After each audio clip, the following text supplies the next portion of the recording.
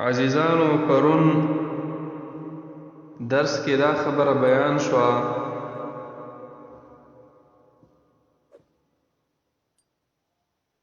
چې نبی علیه السلام فرمایلی چا چې 12 رکعاته سنت وکړل 4 رکعاته د ماسپښین نه مخکې 2 وروستو 2 د ماښام نه وروستو او 2 د ماسخوتن د لمونځ نه وروستو او 2 د سحر د لمونځ نه مخکې نو په ده دپاره به په جنت کې یو کور جوړ شي. د دغې سنتو باره کې بیا تفصیلا بیان شو او د هغې فضایل هم.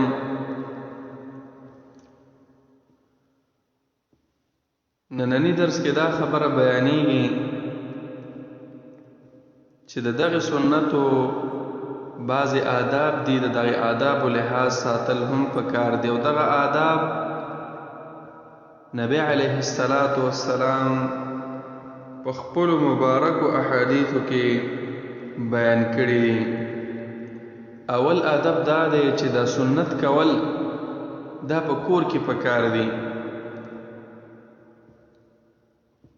په جماعت او په مسجد کې هم جائز دي، خو البته اولا او غوره دا ده چې انسان یې په کور کې وکړي.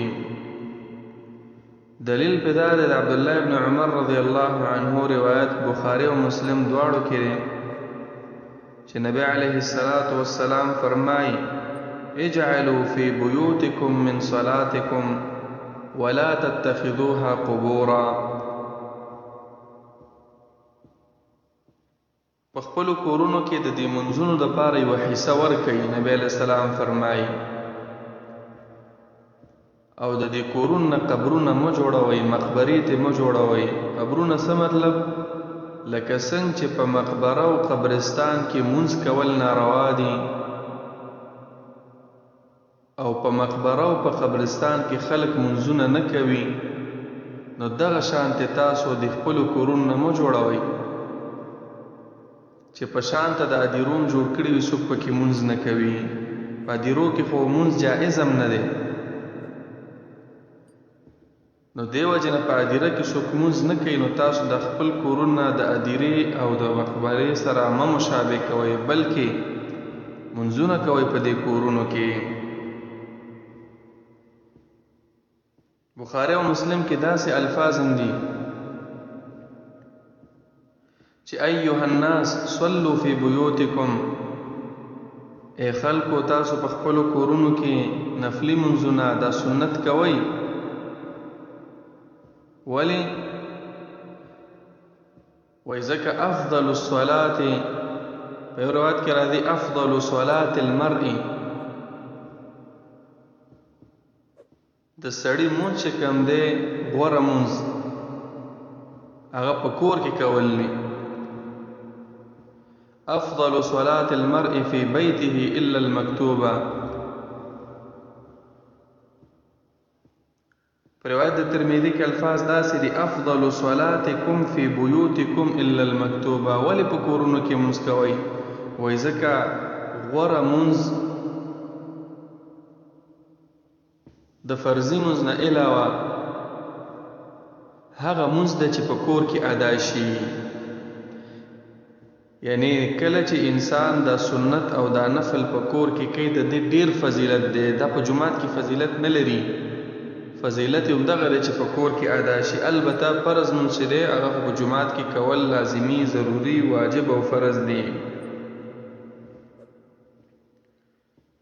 دیو جن مسلم شریف کې بیا داسې راغلی اذا قضا احدکم الصلاة فی مسجده، کله چې ستاسو نه یو کس فرضي مونځ په جماعت کې وکړي نو فلیجعل لبیته نصیبا، خپل کور دپاره د څه برخه پرېږدي، معنا دا کوم سنت چې پاتې شو دا په کور کې وکړئ.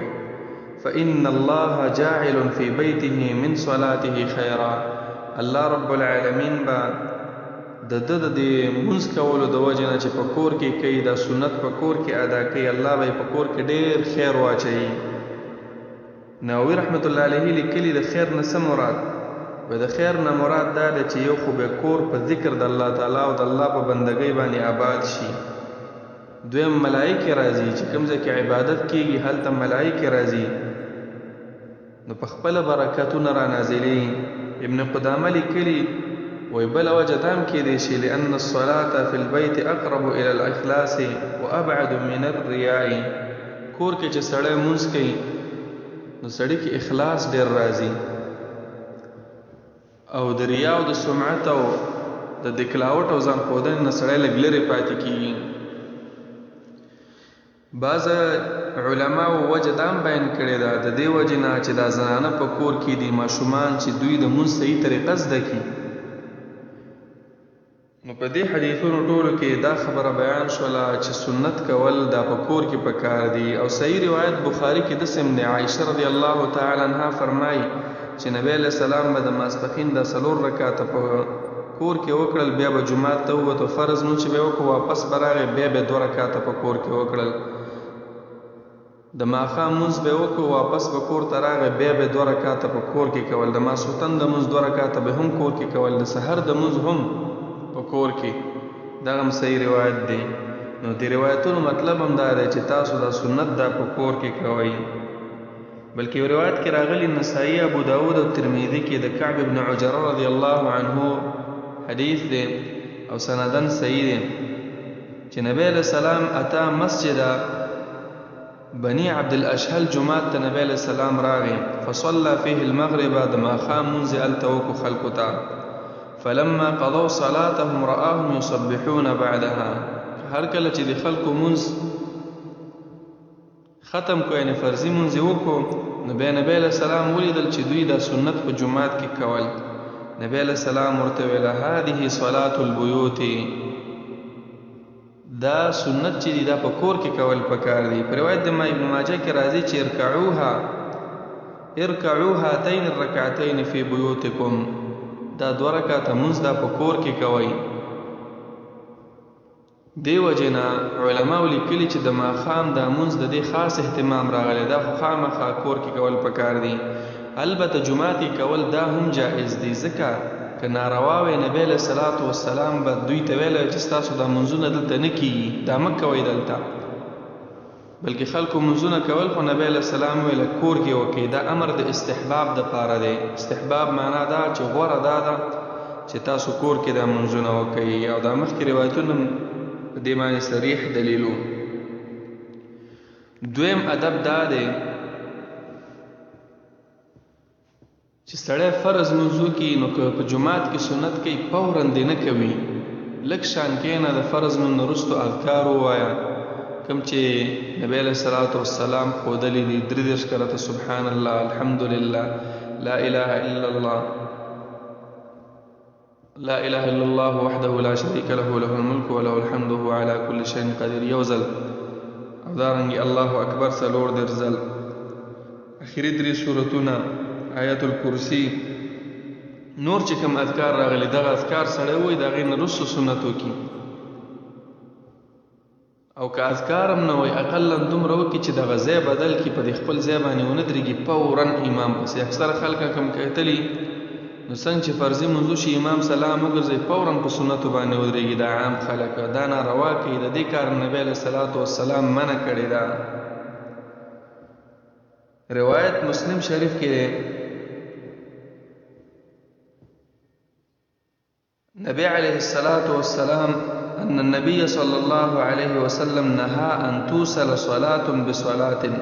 معاویه رضی الله عنه حدیث دی چې نبی علیہ السلام د دینه منع کړي چې دا سنت دا د فورا په فرضي منځ پسې ادا شي، بلکې دا به هغې سره پیوسته نه ادا کې حتی یتکلم او یخرج. یتکلمنه مراد دا تر دې چې څه ذکر مکر ونه کې دغه اذکار ووایه پس د هغې نه بیا سنت وکړه.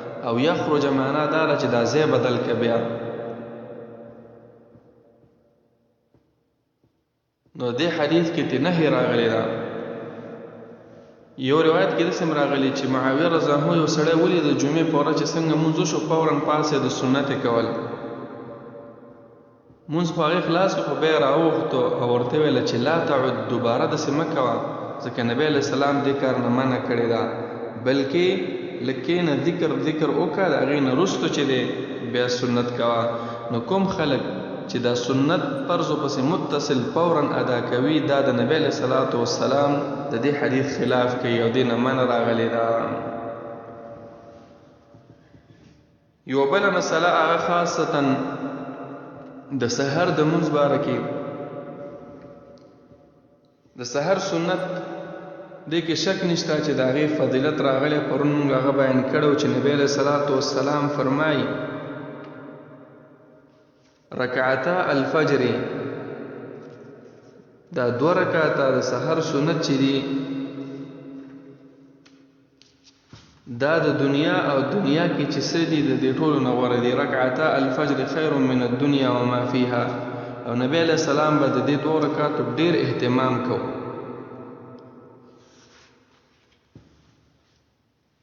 دا غوره دي خو البته خلک داسې کوي چې امام په جمع باندې ولاړ وي او دا سړی راشي د عام خلک هغوی په سنتو ودرېږي ویره دا سنت ډیر ضروری دي. او یا دا امام به اقامت کوي یعنی مؤذن چې کله اقامت وي او امام ولاړی په مونځ باندې لا به مونځ شروع شوی نه او دی به ودرېږي په خپلو سنتو باندې. نو دا ناروا ده عزیزانو. بلکې امام چې کله په مونځ ولاړو او ته رالې او یا چې مؤذن اقامت وکړو نو تعالی بیا اجازه نشته چې ته بیا نفلی یا سنت کې نفلی مونځ یا سنت ادا کې بلکې د فرضي مونځ کې به شرکت کې. او په دې باندې ډېر دلایل دي نبی علیه الصلاة والسلام بیان کړي. اول دا د نبی علیه الصلاة والسلام فرمای مسلم شریف کې روایت ده اذا اقیمت الصلاة فلا صلاة الا المکتوبه. کله چې فرضي مونځ دپاره اقامت وویل شي نو بیا دا نفلي مونځونه نه کېږي همدغه فرضي مونځ به کې الا المکتوبه نه مراد همدغه فرضي مونځ سره به شریکېږي. فلا صلاة معنا ده دا مونځ دې نه کېږي. د دې وجه نه د دې حدیث په شرحه کې ابن رجب رحمه الله لیکلي دي ولا نعلم خلافا ان اقامة الصلاة تقطع التطوع في ما عدا. وی چې کله اقامت وشي نو دا نفلی منځونه دا ټول باطلیږي په دې سره چې په نفلی منځ سړی ولاړ وي دا منځ چې دی دا باطل شو بلکې د امام سره به شرکت کې.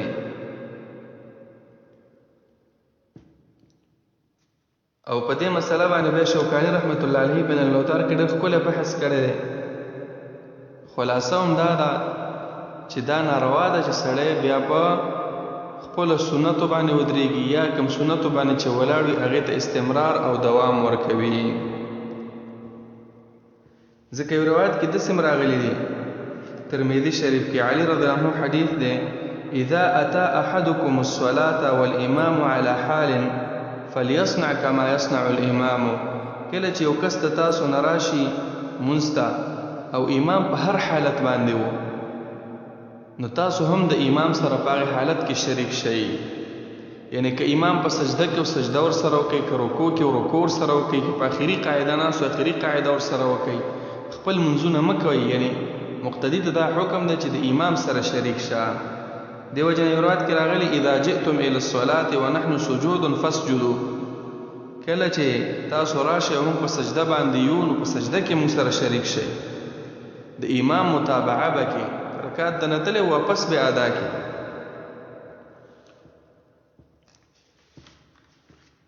د دې وجه یو بل حدیث کې راغلی دی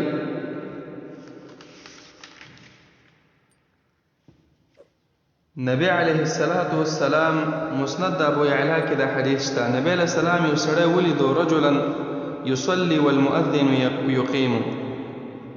یو سړی ولیدو چې هغې نفلي مونځ یا سنت کول او مؤذن اقامت کو. نبی علیه السلام ورته ویل الصلاتان معا دوه مونځونه یو ځای کې. امام مالک رحمت الله علیه چې دا حدیث راوړی هغې داسې ویلي الفاظ داسې دي چې خلکو اقامت واوریدو فقاموا یصلون نو پاسېدل د اقامت نه وروسته دوی لګیو سنت کول. نبی علیہ الصلوۃ والسلام چې راووتو نو وی ویل الصلاتان معا الصلاتان معا، تاسو دوه منځونه یو ځای کوئ، ان دا خو ناروا ده چې موږ په جمع ولاړو تاسو سنت کوئ. هغه راوي فرمایي وذلك في صلاة الصبح في الركعتين اللتين قبل الصبح، وای دا چې دوی دا کم رکعتونو ته ودرېدل دا د 2 رکعاته د سحر د منځ نه مخکې دغه سنت و. نبی علیہ الصلوۃ والسلام د دغه کار نه په دې الفاظ سره تهدید ورته ورکو او زجر یې ورکو چې الصلاتان معا دوه منځونه مه کوئ. ابن عبد البر به ویلي دي چې د دې حدیث مطلب او د دې بل حدیث مطلب یو شی د اذا اقیمت الصلاة فلا صلاة الا المکتوبه، یعنی بیا نبی علیہ الصلوۃ والسلام ارشاد دی چې کله فرضي منځ ولاړ وي یا اقامت وشي نو بیا نفلي منځونه دا ناروا دي، دا مه کوئ. بلکې چې سترالی او امام ولاړو د سحر په منځ امام سره شریک شو چې کله سلام وګرځو ذکر مکر دی وکړو د هغې نه وروسته 2 رکعاته هم ته کولی شي، یا دغه د سحر سنت د نور راختو نه وروسته وکړه. ځکه روایت ترمذي کې راځي من لم يصلي رکعتي الفجر فليصلها بعد ما تطلع الشمس، صحیح روایت دی. چا چې د سحر دا 2 رکعاته نه وي کړي، یعنی دا سنت ته پاتې شي او راغی امام سره ودرېدو به طور مثال، نو بیا دی د نور خطو نه وروسته وکړي. یوه طریقې دا ده. دویمه طریقه دا د مسند احمد ابو داود ترمذي کې روایت ده د قیس رضی الله عنه، هغه فرمایي وی رآني رسول الله صلی الله علیه وسلم، زه نبی علیه الصلاة والسلام ولیدلم چې ما د سحر دا 2 رکعاته مونځ کو بعد صلاة الصبح، د فرض مونځ چې وشو د هغې نه وروسته ودرېدلم. نو وایي ما ته نبي علیه الصلاة والسلام ویله مهلا یا قیسو، لږ صبر وکړه، دا څه شی کې دا بیا ودرېږي په مونځ باندې. الصلاتان معا 2 منځونه خو په یو ځای نه کېږي، ته خو مونځ وکړو. وایي ما ورته ویله د الله پیغمبره لم اکن صلیت رکعتي الفجر، ما د سحر دا سنت نو کړي، هغه سنت چې مخکې د فرض مونځ نه ادا کېږي. نو نبی علیہ الصلوۃ والسلام فسکت رسول الله صلی الله علیه وسلم، روایت د ابو داود کې راځي نبی علیہ السلام خاموش پاتې شو. او دا یو قاعده ده چې نبی علیہ السلام په یو کار خاموش پاتې شي هغه دې ته سنت تقریری ویل کېږي، یعنی دا کار جایز دی. نو معنا دا شوله چې د منځ نه وروسته د فرضي منځ نه وروسته تا دا سنت وکړه دا هم جایز دی. په نور روایتونو کې الفاظ داسې دي، په روایت د حاکم کې چې فلا بأس عليك فلا اذن معنا دا فلا بأس عليك ان تصليها حينئذ، چې تا هغه 2 رکعاته نه وي کړي نو بس به صحیح د ستاره لپاره جایز دي چې اوس یې موکې. عطا په روایت کې فلم يقل له شيئا، نبی علیہ السلام ورته هیڅ ونه ویل. ابن ابي شیبه کې فلم يأمره ولم ينهه، نه ورته امر وکړو نه منع کړو. که دا کار ناروا وي خو نبی علیہ السلام به منع کړی وی کنه، خو د نبی علیہ السلام دا سکوت او خاموش پاتې کېدل په دې کار باندې دا دلیل دی چې د دې سحر د مونځ نه وروسته هم سړی فورا دغه 2 رکعاته کولی شي. د دې وجه نه خلاصه دا شوله څوک چې د سحر جمع له راشي او په سنتو باندې ودرېږي نو دا مخالفت د دې صحیح احادیثو کوي او د نبی علیہ الصلوۃ والسلام د طریقې مخالفت کوي. نو په کار دا ده چې سړی سنت په کور کې وکړي، او که جمعات ته راغی جمع ولاړه وه نو بیا دې د جمع سره شریک شي او د هغې نه وروسته دې وکړي. وصلی الله تعالی علی خیر خلقه محمد.